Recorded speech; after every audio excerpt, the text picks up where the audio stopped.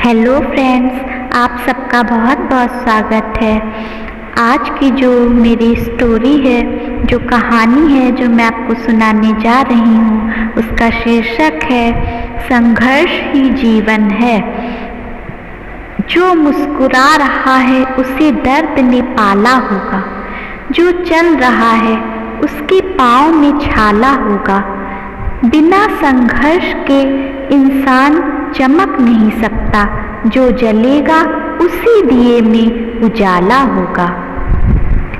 संघर्ष क्यों बचे संघर्ष से? संघर्ष ही तो जीवन की आत्मा है। जितना कठिन संघर्ष होगा उतनी ही शानदार जीत होगी। एक बार एक किसान भगवान से बहुत नाराज हो गया। किसान बहुत मेहनती था, बहुत मेहनत से वह खेतों में अनाज उगाता था, उसकी देखभाल करता, पर अक्सर उसकी फसल खराब हो जाती।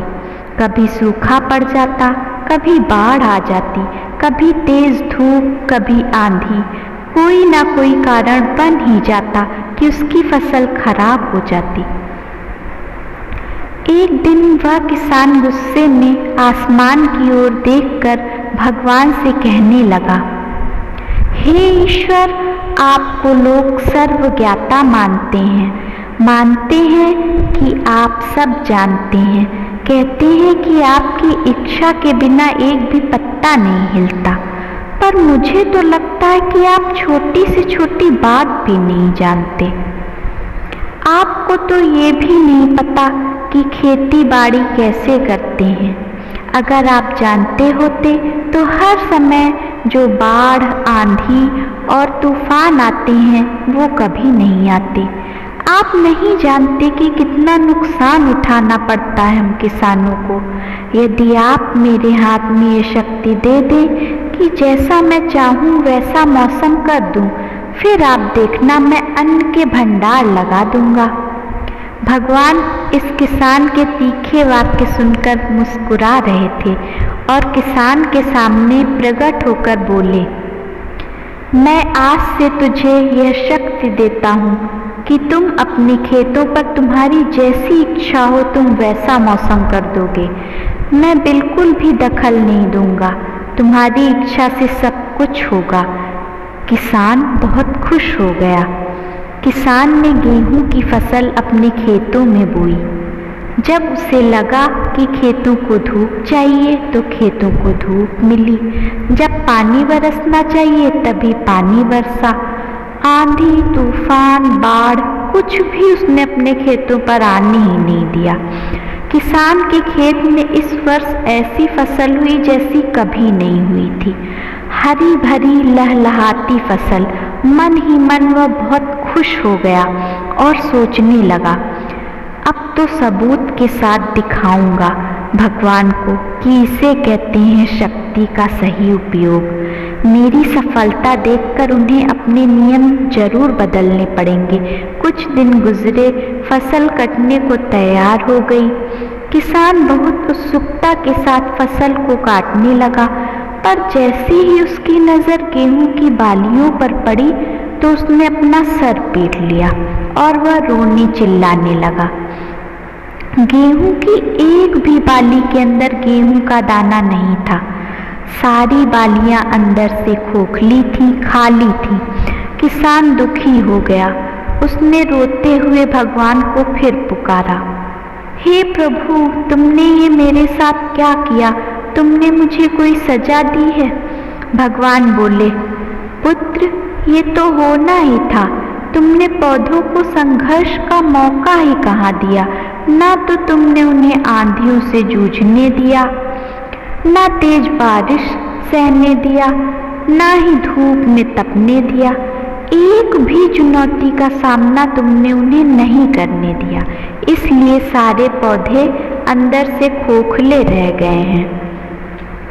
जब आंधी, तूफान, तेज बारिश और धूप पड़ती है तभी ये पौधा अपने अस्तित्व को बचाने के लिए संघर्ष करता है और इसी संघर्ष से एक बल पैदा होता है जिसमें शक्ति होती है, ऊर्जा होती है, और यही ऊर्जा पूर्ति तेरे गेहूं के दानों की तरह जो नहीं फूटी, तूने उन्हें कठिन परिस्थितियों से गुजरने ही नहीं दिया जहां उनके अस्तित्व का जन्म होता। सारी बालियां इसलिए खाली हैं, इसमें एक भी गेहूं का दाना इसलिए नहीं है क्योंकि तुमने अपने पौधों को संघर्ष कराया ही नहीं। याद रखिए, स्वर्ण में स्वर्णीय आभा तभी आती है जब वह आग में तपने, गलने और हथौड़े से पीटने जैसे संघर्षों से गुजरता है। कोयले का टुकड़ा हीरा तभी बनता है जब वह उच्च दाब और उच्च ताप की मुश्किल परिस्थितियों से गुजरता है। इसी तरह यदि हमारी जिंदगी में कोई संघर्ष ही ना हो, कोई चुनौती ही ना हो, तो हम भी गेहूं की बालियों की तरह खोखले रह जाएंगे, कोई अस्तित्व नहीं होगा हमारा। विपरीत परिस्थितियां, चुनौतियां, समस्याएं हमें और अधिक निखारती हैं। यदि जीवन में कठिन परिस्थितियां और चुनौतियां आए तो घबराना मत, बल्कि सामना करना, विवश करना कि आप और अधिक निखर जाओगे और मजबूत हो जाओगे। ये आप विश्वास करना, आप बहुत ही ज़्यादा मजबूत बन जाओगे। किसी ने सही ही कहा है, जिंदगी जीना आसान नहीं होता, बिना संघर्ष कोई महान नहीं होता। जब तक ना पड़े हथौड़े की चोट, तब तक पत्थर भी भगवान नहीं होता। तो फ्रेंड्स, कैसी लगी आपको मेरी ये स्टोरी? आई होप अच्छी लगी होगी और आप पूरी स्टोरी को ज़रूर सुनिएगा। ये आपके मनोबल को ज़रूर बढ़ाएगी और आपके जीवन में जो कठिन परिस्थितियाँ आएंगी उससे सामना करने के लिए ये आपके अंदर एक विश्वास जगाएगी। इसलिए इस कहानी को आज मैं सुना रही हूँ, जिससे आप इससे सीख लें और कभी भी घबराएं नहीं कि मेरे जीवन में बहुत सी समस्याएं आ गई, अब मैं सब कुछ छोड़कर भाग जाऊं या क्या करूं क्या नहीं करूं। आप अपने रास्ते पर चलते रहिए, कठिन परिश्रम करते रहिए, उससे आपको सफलता ज़रूर मिलेगी। एक ना एक दिन आप अत्यधिक सफल व्यक्ति बन जाएंगे। तो आपको मेरी ये कहानी अगर अच्छी लगी हो तो इस वीडियो को लाइक करिएगा और अपने फ्रेंड्स के साथ शेयर ज़रूर करिएगा। क्या पता इस कहानी से किसी की ज़िंदगी बदल ही जाए। तो मैं आशा करती हूँ आप शेयर ज़रूर करेंगे इस कहानी को। और फ्रेंड्स, मेरे चैनल को आप सब्सक्राइब ज़रूर कर लीजिएगा, क्योंकि मैं इसी तरह की अच्छी अच्छी मोटिवेशनल स्टोरीज़ लेकर आती रहूँगी आपके लिए, जो आपकी ज़िंदगी में जितनी भी बाधाएं उनको पार करने की हिम्मत पैदा करेगी। तो फ्रेंड्स, मेरे चैनल को सब्सक्राइब कर लीजिए और बेल आइकन को प्रेस कर दीजिए, जिससे आपको मेरे आने वाली हर कहानी का नोटिफिकेशन सबसे पहले मिल जाए। तो आशा करती हूँ आप इस कहानी से ज़रूर प्रेरणा लेंगे और इस कहानी को सुनकर अपने इरादों को मजबूत बनाएंगे कि मुझे क्या करना है, कैसे करना है और किस तरह से संघर्ष से लड़ना है और विपरीत परिस्थितियों से भागना नहीं है, डटकर उसका सामना करना है हमें। हम जब भी ज़िंदगी को देखें तो सकारात्मक नज़रिए से देखें। भगवान कोई ना कोई रहस्य ज़रूर छुपा कर रखते हैं हर एक चुनौती में।